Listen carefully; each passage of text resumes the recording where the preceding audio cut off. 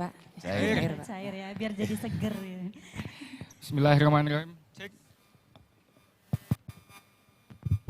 Oke. Cek. Assalamualaikum warahmatullahi wabarakatuh.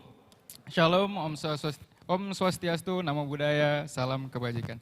Yang saya hormati Bapak Kepala BKN, Pak Bima Arya, Wakil Kepala BKN, Pak Supranawa Yusuf, Ibu Sekretaris Menpan RB, Ibu Rini, Ibu Sekretaris BKN, Ibu Imas, Bapak Kepala KASN, Pak Agus Pramusinto, seluruh pembicara yang ada di sini dan seluruh peserta yang ada di sini. Terima kasih buat Badan Kepegawaian Negara sudah mengundang saya di sini. Di sini saya mewakili anak-anak milenial dan khususnya milenial di Pegadaian. Saya sedikit akan ngebahas transformasi di Pegadaian itu gimana dan gambaran nanti masa depan Pegadaian itu seperti apa. Sebentar. Ya, perkenalkan nama saya Muhammad Ananda Rizky Putra. Tadi ada kesalahan mungkin ya. Saya asisten manajer di PMO and Change Management. Di sini ada kontak saya. Bisa nanti Bapak Ibu hubungin. Sedikit saya pengen bicara terkait profil Pegadaian Bapak Ibu. Kita itu perusahaan BUMN dan kita itu berdiri sejak 1901, yang artinya kita sudah berumur 122 tahun sampai sekarang. Untuk bisnis Pegadaian juga bukan gadai doang. Jadi ada tabungan emas, kita ada pembiayaan mikro juga, ada payment and remittance. Sejauh ini juga jangkauan Pegadaian itu sangat luas Bapak Ibu.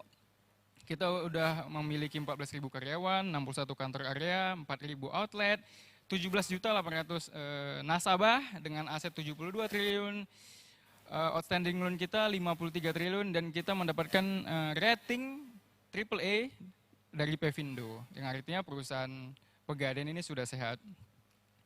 Akan tetapi Bapak Ibu, persepsi masyarakat ke Pegadaian itu nggak pernah berubah dari dulu. Ya, persepsi Pegadaian seperti ini, perusahaan tua, kurang berkembang. Pegadaian itu kurang modern, kolot, ketinggalan zaman, mungkin seperti itu. Bapak Ibu mungkin juga mikir seperti itu, tapi nanti kita jawab di akhir. Selain persepsi, tantangan Pegadaian juga banyak. Ada KUR, ada Supermikro, ada bank syariah, ada fintech lending, ada industri pergadaian yang sudah marak sekarang. Nah ini challenge-challenge ini yang harus kita atasin Bapak Ibu. Nah pertanyaannya, kenapa Pegadaian itu harus transformasi? Padahal kalau dipikir-pikir tanpa transformasi pun Pegadaian maju-maju aja loh gitu. Tapi kenapa harus transformasi? Kenapa harus memilih untuk effort bertransformasi, ngeluarin biaya banyak, kita harus capek-capek transformasi, kenapa? Ya karena, sorry.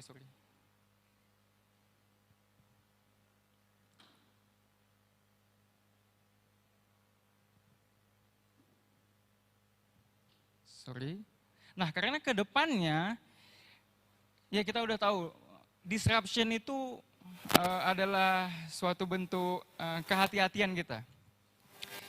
Disruption udah marak terjadi sekarang, contoh mungkin yang kita tahu mungkin Gojek ya. Gojek tanpa adanya armada mobil atau armada motor, dia sekarang udah menjadi perusahaan dekakon, udah maju banget sekarang. Selain itu customer behavior-nya sudah berubah. Ya dulu orang tidak pernah menggunakan gadget, sekarang udah dikit-dikit gadget. Selain itu kompetitor Pegadaian tuh juga banyak, jadi memang kita tuh harus hati-hati, nggak boleh lengah, nggak boleh tidur kelamaan Pak. Karena kita kalau tidur kelamaan ya rezeki kita dipatok ayam loh gitu. Jadi kita kenapa harus transformasi lebih cepat? Karena kita pengen menjadi perusahaan yang bangun pagi. Nggak mau bangun siang karena ya bisa rezeki kita dipatok ayam. Sedikit saya bahas profil roadmap dan strategi Pegadaian. Jadi kita udah punya roadmap nih Pak. ada enable, elevate, dan excellence yang udah kita susun. Pada tahun ini, 2022, kita di elevate. Kita sekarang lagi di ujung-ujungnya transformasi nih. Kemarin kita udah town hall transformasi, kita ingatkan lagi ke seluruh karyawan Pegadaian seluruh Indonesia, kita ingatkan lagi, kita udah di ujung, ayo semangat lagi.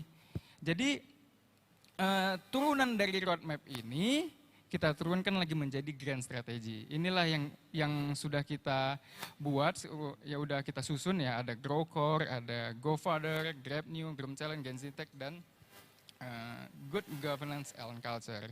Mungkin turunan seperti ini yang harus kita definisikan masing-masing. Nah ini penting nih Bapak Ibu. Transformasi itu seperti iceberg. Orang nggak pernah tahu yang bawahnya. Orang lain cuma tahu atasnya doang. Oh Pegadaian punya ini, Pegadaian punya ini, Pegadaian punya ini. Tapi yang paling besar apa? Yang bawahnya, yang di bawah dari permukaan laut. Yang lebih besar di situ. Disinilah letak kami berdarah-darah Pak. Untuk ngedevelop yang atas. Disinilah diperlukannya agile. Disinilah diperlukannya change mindset. Karena kalau kita tidak merubah mindset kita di sini, jangan harap atas itu yang di atas itu terbuat Pak. Jangan harap, nggak akan pernah bisa. Yang pertama harus kita lakukan change mindset. Transformasi itu ada dua, transformasi teknologi dan transformasi mindset. Kalau teknologi semahal apapun bisa kita beli Pak. Tapi kalau transformasi mindset, seberapapun harga yang kita keluarkan, kalau kita tidak mau mengubah dari diri sendiri, nggak akan pernah bisa berubah. Itulah yang penting, transformasi teknologi dan transformasi mindset. Di sini ada peran leadership-nya Pak ya. Jadi di sini bukan mindset itu bukan anak-anak mudanya aja yang harus diubah mindsetnya, tapi memang ada peran leadership di sini. Nah, untuk menjawab transformasi tadi, kita ubah nih pola kerja kita Pak, menjadi agile. Ya sedikit saya jelasin the new ways of working di Pegadaian, di transformasi, di kantornya transformasi Pegadaian.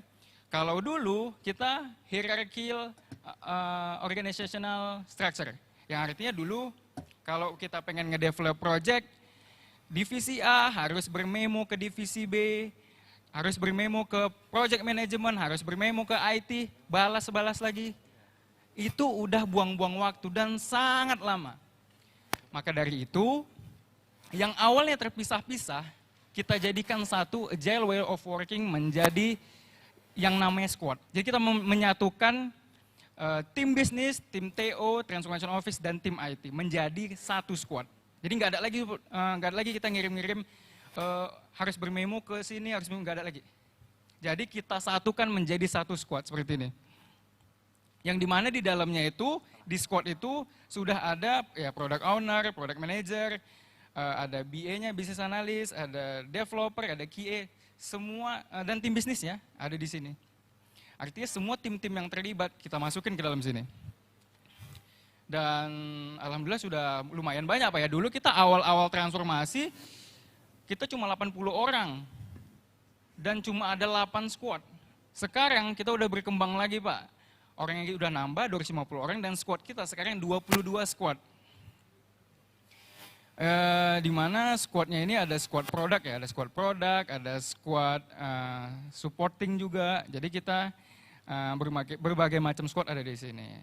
Lalu nggak lepas juga dari peran governance-nya. Nah ini penting juga Pak untuk tata kelolanya berjalan baik. Selain tata kelola berjalan baik, ada Scrum Master yang meluruskan jalannya squad itu tadi. Jadi kalau misal pekerjaan squad itu belok-belok melenceng, ya Scrum Master ini yang melurusin. Kalau ada isu, dia yang menyelesaikan gitu. Jadi peran governance dan Scrum Master di sini sangat penting. Nah jadi itu tadi kita menyatukan yang awalnya terpisah, kita satukan dalam satu squad. Biar kerjaannya gampang. Nah ini dia Pak, Agile Development Methodology. Nah kita sekarang menggunakan pola kerja seperti ini yang sebelah kanan. Kita awalin dengan start initial planning, kita define requirement, nanti kita buat higher level planning, seterusnya sampai ada persetujuan dari tim bisnis. Kalau misalnya masih ada isu juga, kita putar lagi, kita iterasi lagi, iterasi terus sampai ada persetujuan dan tidak ada isu lagi, baru kita rilis. Di sini bisa kita lihat nanti peningkatan produknya seperti apa. Nah, untuk Agile Development Methodology ini, di sebelah kiri ada peran Scrum Master di situ, Scrum Process. Di mana Scrum ini yang tadi saya bilang, dia yang meluruskan jalannya squad. Jadi setiap pagi kita harus sprint, kita sprint itu Pak 2 minggu.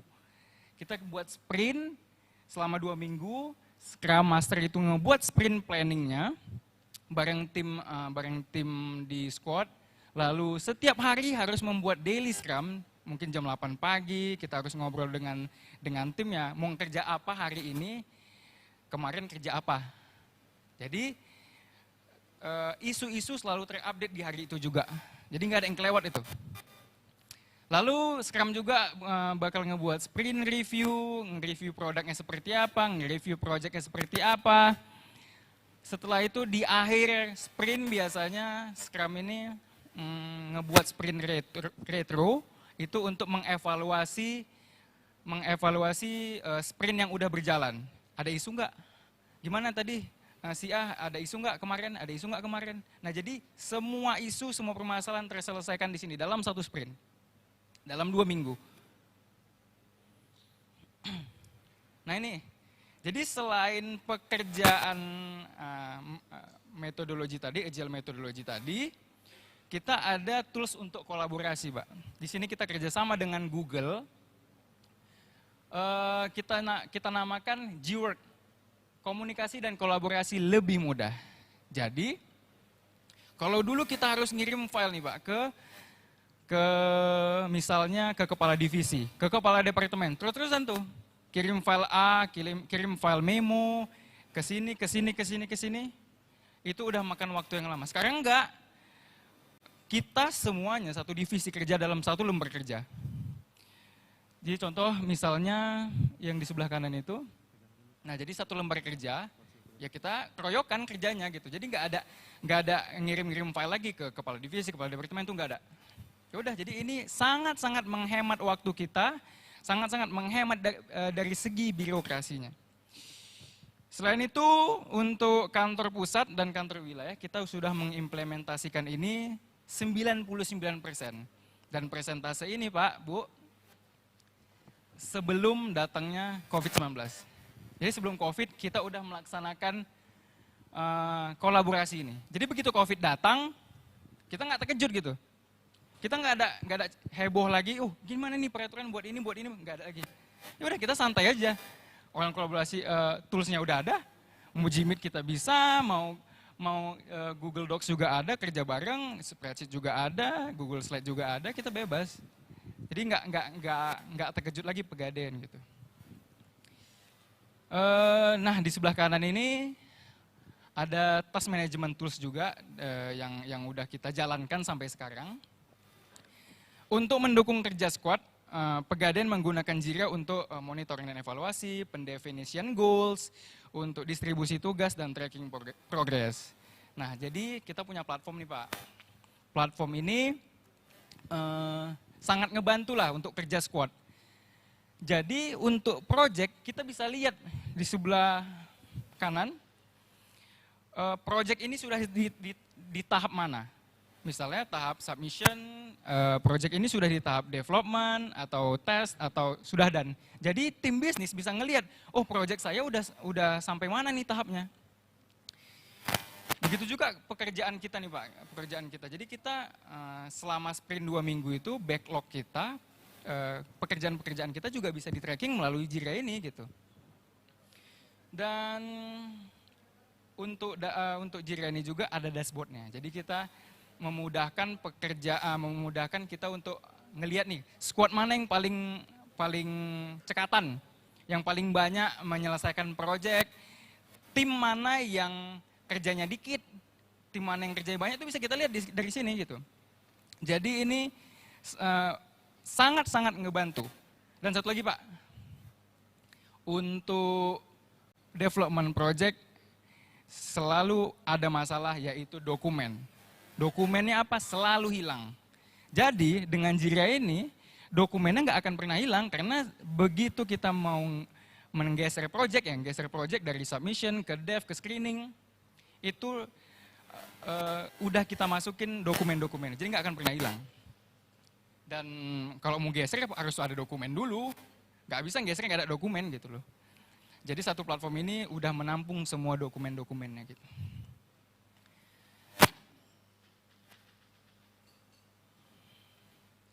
Selain itu di Pegadaian, di Transformation Office juga ada kita buat capability improvement, kita ada GD Meetup, itu seperti wadah, seperti sharing session yang kita undang expert dari luar untuk ngobrolin masalah apapun yang happening sekarang gitu ya. Dan ini berjalan 53 episode tanpa ada absen sekalipun. Jadi nggak pernah putus nih Pak, 53 episode sampai sekarang. Setelah itu kita ada community of practice. Ada community of practice itu kayak komunitas kecil di dalam di Transformation Office ya, komunitas-komunitas kecil yang ngebahas materi-materi yang lebih expert. Contoh, ada community misalnya cyber security, ada UI UX, ada ngebahas full stack yang lebih teknis. Nah kita ada, jadi kalau misalnya ada teman-teman yang baru masuk gitu, kalau misalnya dia mau belajar ya ke komunitas ini gitu. Jadi satu suara terkait ilmu-ilmu apa aja yang spesifik. Lalu kita ada podcast Cem, ini ada podcastnya Pegadaian. Jadi kita sebenarnya sama seperti GD Meetup, cuma materinya mungkin lebih spesifik juga. Dan kita buat podcast Cem ini bukan berdasarkan keinginan kita, tapi kita mensurvei ke seluruh karyawan Pegadaian di Indonesia untuk media senangnya apa nih. Dan mereka ngejawab podcast, makanya kita buat podcast. Jadi kita ngebuat bukan berdasarkan, podcast kayaknya lagi booming nih sekarang, enggak. Kita ngebuat berdasarkan permintaan-permintaan mereka. Untuk ini juga kita punya digital learning di Pegadaian, ada namanya iLeads, jadi satu platform sudah lengkap semuanya. Mau akses kemanapun ya, mau akses apapun ya ke iLeads ini gitu. Nah ini Pak, ya kita sebagai anak muda pengen gitu kerja yang santai gitu ya. Jadi di Transformation Office itu kita kerja fleksibel, asalkan 8 jam. Jadi kalau misalnya saya masuk jam 10 ya pulangnya bisa jam 6 gitu ya. Nggak boleh masuk jam 1 pulang jam 4 ya sadari diri lah gitu. Jadi kita kerja nggak dibatasi oleh waktu. Terus WFO juga masih 75%, WFA 25%, terus nah di Transformation Office ini kita kerjanya tidak ada seragam Mbak. Jadi kalau misalnya saya biasa datang ke kantor itu ya bekaos, atau ya mungkin bisa dilihat dulu waktu presentasi proyek mungkin ke Pak Deputi, ke Ibu Sekretaris, Pan RB. Dulu rambut saya Pak jujur sebahu. Nah jadi ya saya ngerasa senang-senang aja gitu dan nggak ada yang marahin karena dengan rambut gondrong aja bisa berekspresi loh gitu tanpa ada batasan-batasan. Nah untuk lingkungan kerja, kita menggunakan lingkungan kerja yang kolaborasi. Jadi tidak ada sekat-sekat lagi antar divisi, antar departemen tuh nggak ada sekat-sekat lagi. Cek. Ini dia. Jadi tidak ada sekat-sekat lagi Pak. Jadi kalau misalnya Bapak mau teriak dari ujung ke ujung tuh kedengaran gitu. Ini kita buat ya supaya kita tuh lebih santai aja, lebih tidak terkotak-kotak. Itulah kenapa kita nggak mau buat sekat-sekat di kantor kita. Next. Nah ini dampak dari pekerjaan agile kita tadi. Dampak dari metode agile kita tadi.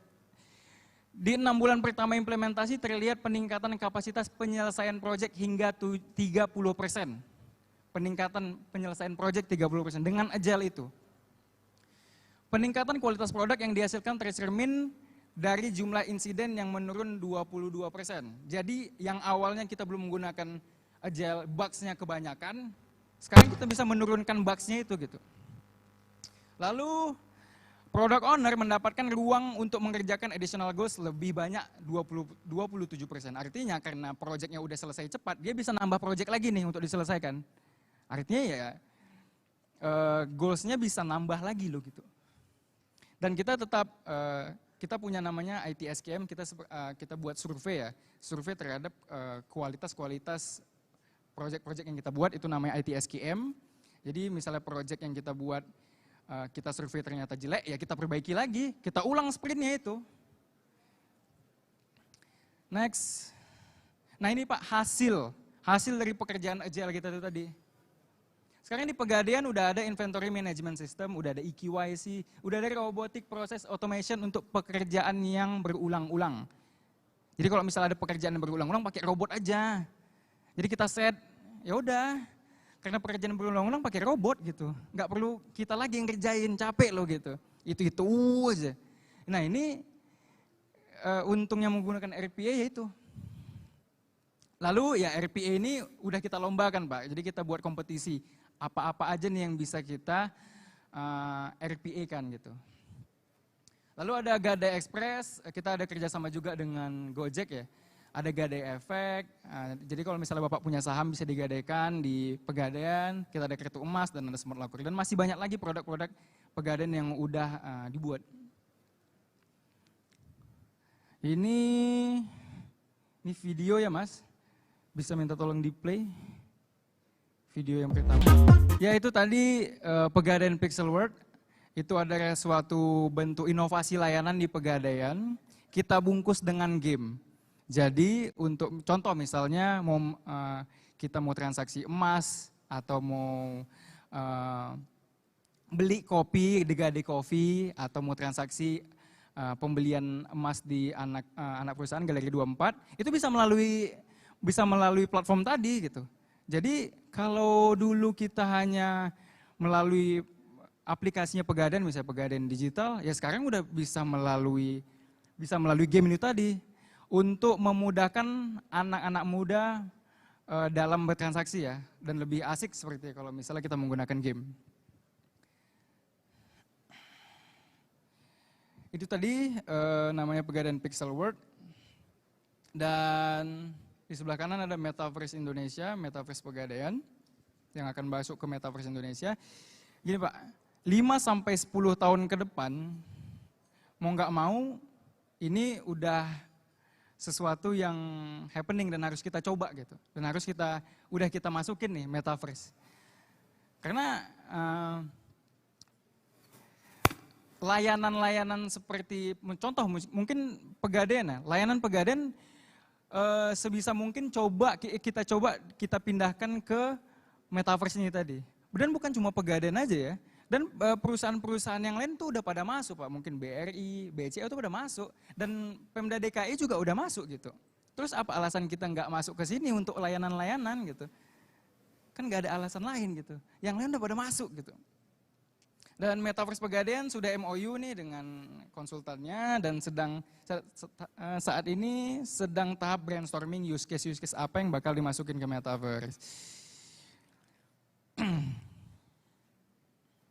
Ini ada video juga mungkin.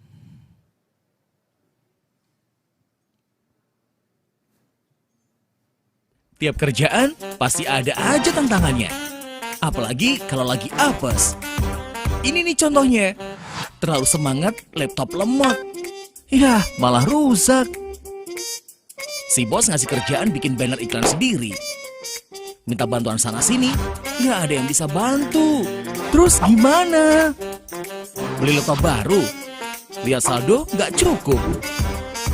Cek kalender training Pegadaian, nggak ada training fotografi. Bayar sendiri, boro-boro. Gajian bulanan buat jajan aja kurang. Udah tahu Learning Wallet belum? Mau laptop? Tinggal beli. Mau training? Tinggal pilih. Kok bisa? Ya bisalah. Learning Wallet solusinya. Haha, semuanya bisa kelar dalam genggaman. Mau sambil nyantai? Bisa. Sambil nongkrong? Apalagi? Bisa banget. Caranya cuma tukar poinmu, terus pilih deh apa yang kamu mau. Eits, poinnya nggak cukup. Mau poin tambahan? Gampang banget. Kamu harus aktif sebagai change agent dan sering-sering bikin kegiatan seru ya. Tuh kan, semakin banyak kegiatan dan semakin seru kegiatanmu, semakin banyak poin yang kamu dapetin. Gak cuma change agent, subject matter expert juga bisa nambah poin dengan isi materi di setiap kegiatan pembekalan, training, atau diklat tertentu. Tapi ingat, ngisi materi untuk kebutuhan internal pegadaian ya. Hahaha, seru kan? Nah, kalau poinmu udah cukup, tinggal pilih deh alat pendukung kerja dan program training yang kamu mau. Dan jangan lupa ya, kirim invoice atau sertifikat trainingnya ya. Gak pakai lama, pengganti biayanya masuk ke rekening deh. Mau update skill lain?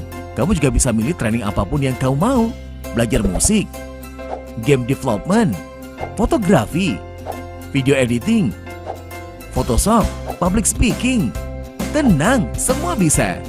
Gak sesuai kerjaan sehari-hari juga bisa kok. Yang pasti, minta persetujuan atasan ya. Tuh kan, jadi ketagihan kan? Ajak semua rekan kerjamu untuk ngumpulin poin ya. Semakin banyak poinnya, semakin banyak manfaat yang kamu dapetin. Gimana? Mudah kan? Learning Wallet, tuntaskan semua tantangan kapanpun dan dimanapun. Real training, real point, real reward. Learning Wallet ada daily quiznya loh. Jangan lupa kerjain ya. Ya itu tadi Bapak Ibu Learning Wallet, jadi kita difasilitasi untuk training apapun yang kita mau dan membeli alat-alat pendukung kerja. Next. Dan sedikit saya bahas terkait achievement Pegadaian. Kemarin Pegadaian baru mengikuti asesmen Pak Indi 4.0 dan alhamdulillah kita mendapatkan skor 3,41 yang artinya kita dapat di level matang yang artinya Pegadaian sudah siap menghadapi industri 4.0 di Indonesia.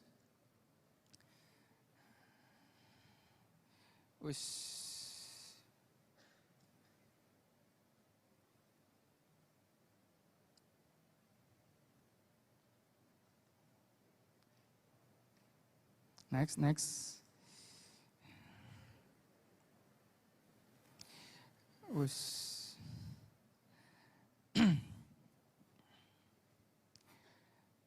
Di slide yang Indi 4.0 Mas. 22.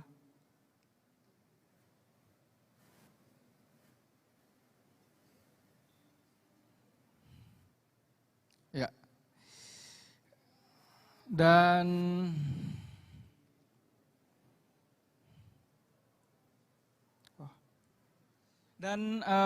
Pegadaian juga kemarin sudah di-assess ya oleh IBM terkait Agile dan alhamdulillahnya Pegadaian itu di level 3 yang artinya doing Agile. Pegadaian itu dari atasan sampai bawahan udah komit menjalankan Agile itu tadi. Next. Dan kita juga mendapat penghargaan dari SWA, dari majalah SWA terkait Agile dan transformasi.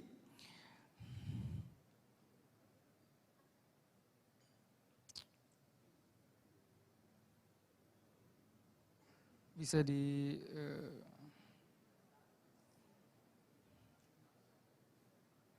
ya nomor 25, slide 25 Mas.